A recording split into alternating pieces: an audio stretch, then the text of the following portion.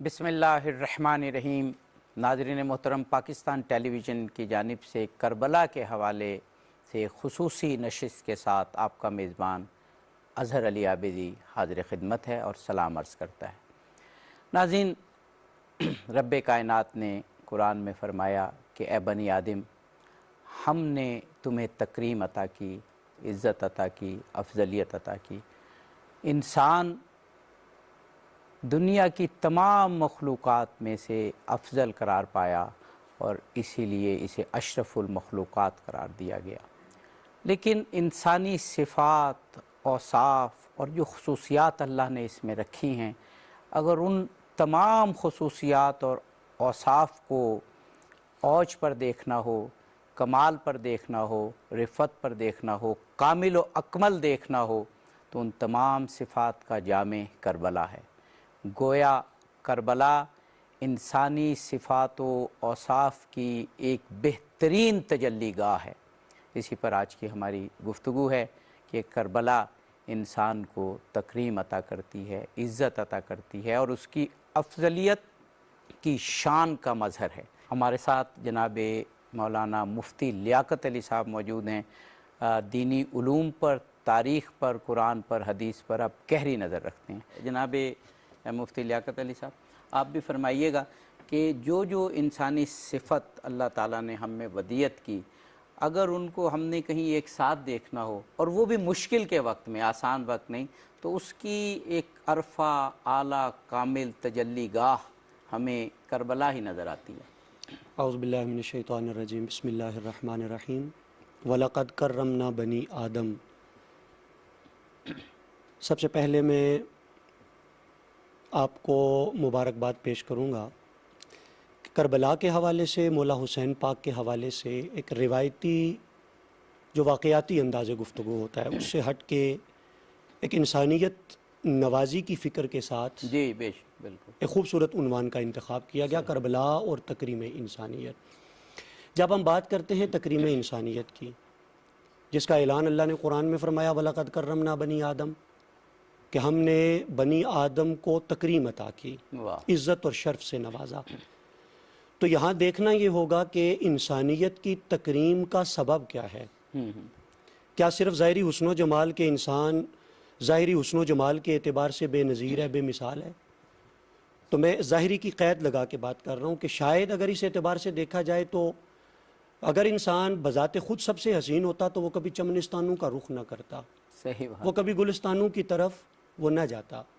اس کا مطلب ہے اسے گلاب و چمپا اور یاسمین کھلے ہوئے اچھے لگتے ہیں، بھلے لگتے ہیں، یعنی مظاہر فطرت اور تو بھی ہیں۔ اس کا مطلب یہ ہے کہ حسن کائنات میں اور جگہ پہ بھی ہے۔ صحیح، اگر حسن وہاں پہ بھی ہے تو سوال ہے پھر انسان ہی اشرف المخلوقات کیوں ہیں، اکرم بہت المخلوقات اچھا کیوں ہیں؟ سوال آپ نے اٹھایا۔ تو اس کا ایک ہی جواب اگر قرآن کا مطالعہ کیا جائے اور حدیث کا مطالعہ کیا جائے تو جو جواب ہمارے سامنے آتا ہے وہ یہ ہے کہ اخلاق عالیہ کی کچھ قدریں اور صفتیں ہیں جو انسان کو تکریم کا درجہ عطا کرتی ہیں۔ واہ واہ، اب وہ صفات کون سی ہیں؟ ظاہر ہے یہ تو ایک اخلاقیات، ایک پورا عنوان ہے، ایک پورا سبجیکٹ ہے، بلکہ آپ کہہ سکتے ہیں کہ علم الاخلاق علم کی ایک باقاعدہ شاخ ہے۔ بالکل اس اعتبار سے اس کی وسعت کا اندازہ تو کر سکتے ہیں، لیکن اگر میں ایک جملے میں سمونا چاہوں تو میں یہ کہہ سکتا ہوں کہ زہد و عبادت اور ریاضت و تقوی سے لے کے شجاعت و حریت تک واہ واہ واہ، تکریم انسانیت کی بنیاد جو اعلیٰ صفت بن سکتی ہے، ہر اس صفت کا نظارہ ہم کربلا میں کر سکتے ہیں۔ بہت ہمیں ہر وہ صفت کربلا میں کمال کے درجے پہ بہت ہمیں دکھائی دیتی ہے۔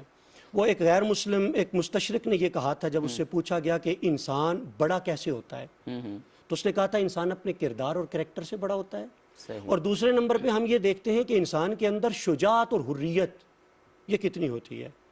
اب اگر ہم ان دو چیزوں کا کربلا میں مشاہدہ کریں تو میں قرآن مجید فرقان حمید کو اپنی بنیاد بناؤں گا، اس لیے کہ رسول کریم علیہ السلام نے القرآن و اطرتی، اطرت کو قرآن کے ساتھ جوڑا۔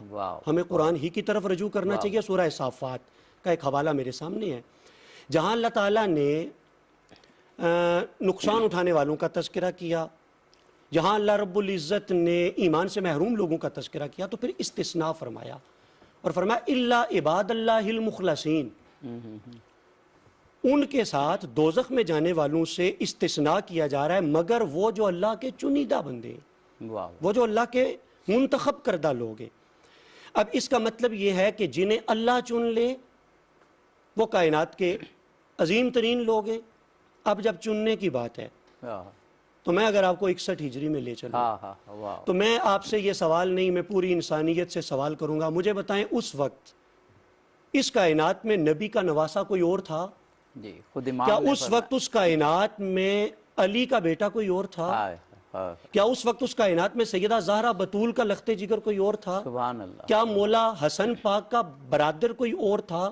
سبحان کیا زین پاک کا بابا کوئی اور تھا؟ ہاں ہاں اللہ تعالیٰ نے یہ نسبتوں کا ہجوم اور یہ نسبتوں کا تقدس مولا حسین پاک کو عطا فرمایا تھا۔ واہ واہ تو چونکہ وہ چنیدہ ترین ہستیوں میں سے ایک تھے، اور اللہ رب العزت فرماتا ہے اللہ عباد اللہ المخلصین، اور آگے چل کے پھر فرمایا ان کے لیے رزق کریم پھل اور وَهُمْ مُكْرَمُونَ، جو میرا عنوان ہے کہ یہ ہیں وہ لوگ ہیں جنہیں اللہ نے کرامت عطا فرما واہ دی ہے۔ واہ واہ واہ پھر کیا خوب جب کیا بات خوب۔ وہ میں نے مستشرق کی کہ عبادت تقوی اور اس کے بعد شجاعت اور حریت، تو انشاءاللہ ہم آگے چل کے بھی بات کریں گے، لیکن میں ایک حوالہ دوں گا۔ جی جی۔ عبادت کی بات ہے، تقوی کی بات ہے، تقوی کس قدر، عبادت کس حد تک، ہم پھر قرآن کی طرف جاتے ہیں۔ مولا کائنات نے فرمایا وَاعْبُدْ رَبَّكَ حَتَّى يَأْتِيَكَ الْيَقِينُ۔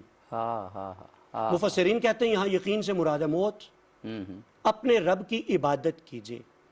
مولانا نے کہا کہ لِيَعْبُدُونَ، بھئی عبادت کے لیے پیدا تو کیا گیا ہے، لیکن عبادت کی بھی تو کوئی قدر متعین ہوگی نا۔ واہ بہت خوب۔ عبادت کس قدر، عبادت کتنی، عبادت کس حد تک، عبادت کہاں تک؟ یہاں تک کہ تمہیں مولا کائنات نے فرمایا وَاعْبُدْ رَبَّكَ، اپنے رب کی عبادت کیجئے حَتَّى يَأْتِيَكَ الْيَقِينُ، ہاں ہاں اس وقت تک جب تک تمہیں موت آ جائے۔ آج جب یہ کہا جائے جی کہ نہیں، معیار فضیلت، جو باتیں میں نے کی نبی کا نواسا، جو باتیں میں نے کی علی کا بیٹا، جو میں نے کہا سیدہ زہرا بطول کا لخت جگر، کوئی یہ کہے کہ نہیں جی نہیں یہ نسبتیں نہیں تقوی، تو ہم کہیں گے آ جائیے میدان میں، اس کائنات کا متقی سے متقی شخص وہ سامنے لائیے، اس کا تقوی کہاں تک ہے؟ حتیٰ یاتیک الیقین، اس کی عبادت وہیں تک ہے جہاں تک موت ہے۔ صحیح۔ لیکن جب ہم کربلا پہ نظر ڈالتے ہیں تو یہاں تو سر حسین بعد از شہادت نیزے کی نوک پہ بھی تلاوت کرتا سنائی دیتا ہے۔ یعنی آپ نے یہ بتایا کہ جو عبادت کی قدر ہے اس میں بھی کربلا سے بہترین مظہر تجلی گاہ اور اس کا عملی مظاہرہ ہمیں نظر نہیں آئے گا۔ جناب مفتی صاحب ابھی کیا خوبصورت بات کی مولانا نے کہ اصل ہے قرب خدا، جب وہ حاصل ہو جائے اور آپ جمال مطلق کا نظارہ کر لیں، اس کو دل کی آنکھ سے دیکھ لیں، تو پھر باقی تو ہر چیز ہیچ ہے، اس کی کوئی حیثیت نہیں ہے۔ اسی کیفیت کو امام حسین علیہ السلام کا ایک قول اور مجھے یاد آ رہا ہے، اور کربلا میں جب یہ قربانیاں اپنے عروج پہ تھیں اور بظاہر امام حسین علیہ السلام ہر چیز کھو رہے تھے بظاہر، تو آپ کا وہ فرمان سامنے آتے ہے کہ اے خدا اگر دنیا کی سب چیزیں پالیں اور تجھے کھو دیا تو سب کچھ کھو دیا، لیکن اگر دنیا کی تمام چیزیں کھو دی اور تجھے پا لیا تو سمجھیں سب کچھ پا لیا۔ یہ وہ اعلیٰ ترین انسان کی تکریم کا درجہ ہے جو امام حسین حاصل کرتے ہیں۔ مجھے آپ کی ان باتوں سے میرا ذہن تاریخ کے ایک اور صفحے کی طرف گیا۔ جی جی۔ حضرت سیدنا امام احمد ابن حنبل، انہیں کسی نے دیکھا کہ وہ حضرت بشر حافی کہیں سے گزرے تو آپ وہاں درس حدیث دے رہے تھے، تو جب حضرت بشر حافی کو دیکھا تو آپ اٹھے، جوتے پہنے بغیر ننگے پاؤں ان کے پیچھے بھاگنے لگ گئے۔ تو حلقہ درس میں، حلقہ تلامذہ میں سے کچھ لوگ ظاہرہ قریب ہوتے ہیں، ان میں سے کسی نے سوال کیا کہ حضرت آپ اپنے وقت کے امام ہیں اور ایک درویش، ایک فقیر وہ یہاں سے گزرا اور آپ جوتے پہنے بنا اس کے پیچھے بھاگ نکلے، اس کا سبب کیا ہے؟ بڑا خوبصورت آپ نے جواب دیا۔ آپ نے فرمایا احمد بن حنبل جس رب کو مانتا ہے بشر حافی اس رب کو جانتا ہے۔ تو احمد بن حنبل اس کے پیچھے کیوں نہ چلے؟ بات یہ ہے کہ کربلا اس لیے تکریم انسانیت کا ذریعہ ہے کہ کربلا سجانے والے رب کو جانتے تھے، وہ رب کو پہچاننے والے تھے، بلکہ وہ اس گھر کے ساتھ تعلق رکھتے تھے جہاں سے معرفت کی خیرات بٹتی ہے۔ وہ جو امام حسین نے کہا تھا نا دربارے وہ جو گورنر تھا مدینہ کا کہ ہم معدن رسالت ہیں، معدن یعنی رسالت ہم ہیں۔ رسالت کی کانیں ہیں۔ واہ واہ۔ حضرت مجدد پاک مجدد الفسانی رحمۃ اللہ تعالیٰ علیہ مکتوبات شریف میں انہوں نے بھی اس حقیقت کا اعتراف کیا کہ کوئی ولی، کوئی قطب، کوئی غوث اس وقت تک درجہ قطبیت پر پہنچ ہی نہیں سکتا جب تک مہر خانوادہ رسالت کی نہ لگ جائے اس پر۔ واہ واہ۔ تو کربلا کے اندر ہم دیکھتے ہیں، ظاہر ہے مولا حسین پاک اور آپ کے گھر والوں نے اس کو پہچان رکھا تھا، یہی وجہ ہے کہ کربلا میں بھی نمازیں نہیں چھوٹی۔ بالکل صحیح۔ میری اور آپ کی نماز، چلیں اگر آپ کی میں نے غلط کہہ دیا تو میری نماز وہ تو محض اتباع سنت ہے کہ میں اس میں قیام کرتا ہوں، میں رکوع کرتا ہوں، میں سجدہ کرتا ہوں، میں کچھ دیکھ نہیں پاتا۔ ہم کیا ہماری نماز، لیکن جو مولا حسین پاک کی نماز تھی وہ نماز نہیں تھی خالی، وہ میں کہہ سکتا ہوں کہ جلوہ گاہ تجلیات رب ذوالجلال تھی۔ انہوں نے رب ذوالجلال کی کیوں انہوں نے کہا تھا کہ ایک رات کی مہلت، خوبصورت وہ رات کی جو مہلت تھی وہ بھی اسی لیے کہ محب کی محبوب سے ملاقات ایک مرتبہ پھر ہو جائے، اگلے جہان میں تو ہونی ہے لیکن اس جہان میں بھی ہو جائے۔ مجھے یہ اس طرف بھی ذہن میرا جا رہا ہے، حر کا تذکرہ کیا اختر صاحب نے، تو جس وقت حر آیا تھا 1000 کا لشکر لے کے، تو پہلی نماز ظہر کی، جب مولا حسین پاک نے پوچھا تھا کہ بھئی اذان دو، اذان ہو گئی، تو اس سے پوچھا کہ اپنی پڑھو گے یا ہمارے پیچھے؟ تو حر نے کہا تھا نہیں مولا، نماز آپ ہی کے پیچھے، ظہر بھی پڑھی اور عصر بھی پڑھی۔ یعنی ایک چنگاری تھی اس کے دل، چنگاری ایک اندر تھی، اس کو پا لینے کی، اس کو پہچاننے کی، کہ اگر عبادت اس کو پہچاننے کا ذریعہ ہے، اس کی معرفت کا ذریعہ ہے، تو وہ ان کی امامت کے بنا، ان کی امامت کو تسلیم کیے بنا ہمیں وہ درجہ اور وہ مقام اور مرتبہ وہ ہمیں ہرگز حاصل نہیں ہو سکتا۔ بہت خوب، بہت خوب۔ اب مفتی لیاقت علی صاحب، ابھی اس بات سے ایک اور بات بھی نظر آتی ہے اور ہمیں کربلا سے ملتی ہے انسانیت کے شرف کا ایک اور پہلو بھی، کہ ہم یہ کہتے ہیں کہ کربلا میں آپس میں جو رشتے تھے ان کی انتہائی صورت ہمیں نظر آتی ہے، یعنی جس طرح حضرت عباس علمدار امام حسین علیہ السلام کا دفاع کرتے ہیں، ان سے وفا دکھاتے ہیں، اس کے بعد حبیب ابن مظاہر اپنے بچپن کے دوست امام حسین علیہ السلام پر مر مٹنے کو تیار ہیں حق کی خاطر، بہن اور بھائی کا رشتہ جو حضرت زینب سلام اللہ علیہ کا رشتہ جو امام حسین علیہ السلام سے ہے، لیکن اس کے ساتھ ساتھ دوسری طرف بھی ایک بات نظر آتی ہے کہ رشتے اہمیت نہیں رکھتے، اللہ کی قربت اور مقصد انسان کا اہمیت رکھتا ہے، کہ حضرت عباس کو لشکر کفر سے کچھ لوگ آتے ہیں اور کہتے ہیں کہ آپ ہمارے رشتہ دار ہیں، آپ ہمارے قبیلے کے ہیں، آپ سے ہماری قریبی جو قربت ہے، آپ کو ہم امان نامہ لکھ کے لائے، یعنی ابن زیاد نے لکھ کے امان نامہ حضرت عباس کے لیے دیا۔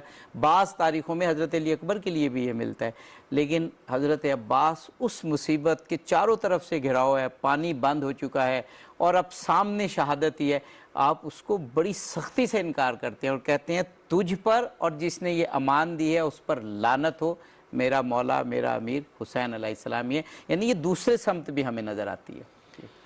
آپ کے دو سوال، ایک جو آپ نے پہلے علامہ اقبال کے حوالے سے کیا، اور دوسرا یہ بھی سوال، پہلے تو چونکہ ڈائریکٹلی مجھ سے یہ سوال ہوا تو میں اس کے حوالے سے، وہ راستے میں مولا حسین پاک جب اونگ سی آئی اور آپ جس وقت اٹھے، بالکل بالکل، اور آپ نے وہ خواب اپنا بیان کیا حضرت امام زین پاک کے سامنے، تو آپ کی وہ بات کہ بیسیکلی رشتہ ویسے مولا حسین کا ہو تو وہ بھی قابل تقدس ہوتا ہے، وہ بھی قابل احترام ہوتا ہے۔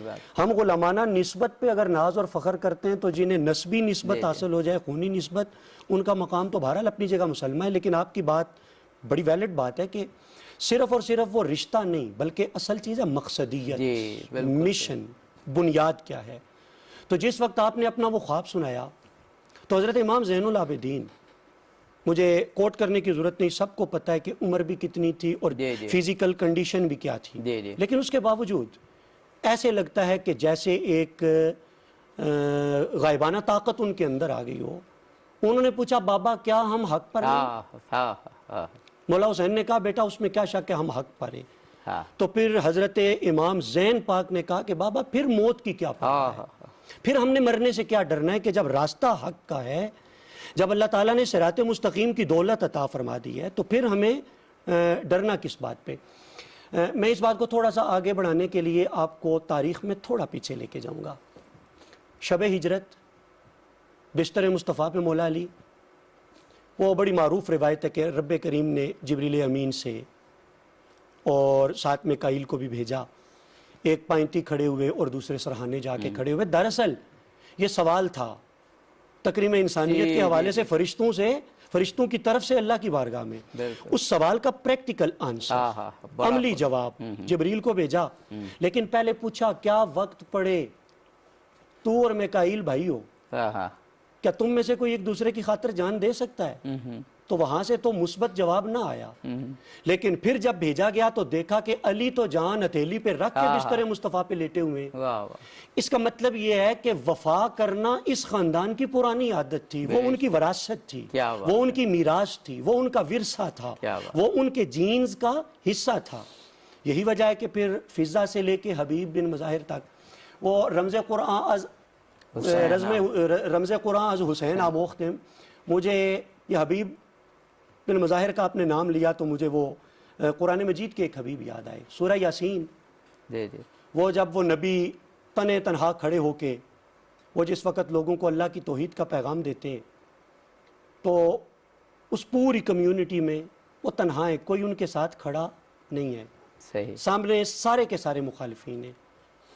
وہاں ان کی حمایت کرنا سیدھا سیدھا موت کو دعوت دینا ہے. لیکن وہاں حبیب اجمی اٹھتے ہیں اور حبیب اجمی اٹھ کے کہتے ہیں کہ اے میری قوم تم کیوں نہیں ان کی بات مانتے. وہ قرآن مجید نے پوری ایک بات بیان کی. اچھا، اب وفا کا انہوں نے بھی ایک بے مثال نقش وہاں قائم کیا. میں تھوڑا سا اس بات کو آگے بڑھانا چاہوں گا کہ رمز قرآن از حسین. اب یہ جو قرآن کی رمز ہے یہ اگر کوئی امت مصطفیٰ میں پریکٹیکل صورت میں دیکھنا چاہے، ادھر حبیب اجمی تھے، ادھر حبیب بن مظاہر کو دیکھ لے، ادھر حبیب اجمی تھے، ادھر جو ہے وہ حضرت امام زین کو دیکھ لے، علی اصغر کو دیکھ لے، علی اکبر کو دیکھ لے. میں بات کو ختم کروں. جس وقت وہ شہید ہو گئے، حبیب اجمی شہید ہو گئے، قرآن نے بیان کیا، اللہ کی بارگاہ میں پہنچے تو ایک جملہ ان کا میں یہاں تکریم انسانیت کے حوالے سے کوٹ کرنا چاہوں گا. یا لیت قومی یعلمون بما غفر لی ربی وجعلنی من المکرمین. اے کاش کہ میری قوم جان لیتی کہ کس طرح میرے رب نے مجھے بخش دیا ہے. اور ہمارا عنوان آج کا وجعلنی من المکرمین، اور مجھے ان لوگوں میں شامل کیا ہے جو لوگ صاحب کرامت ہیں. اس کا مطلب ہے حق کی خاطر مر مٹنا اور جان قربان کرنا. یہ ہے تکریم انسانیت، یہ ہے کرامت انسانیت. اور کربلا کے 72 کے 72 یا ان میں سے جتنے بھی شہید ہوئے ان کا مقصد کیا تھا؟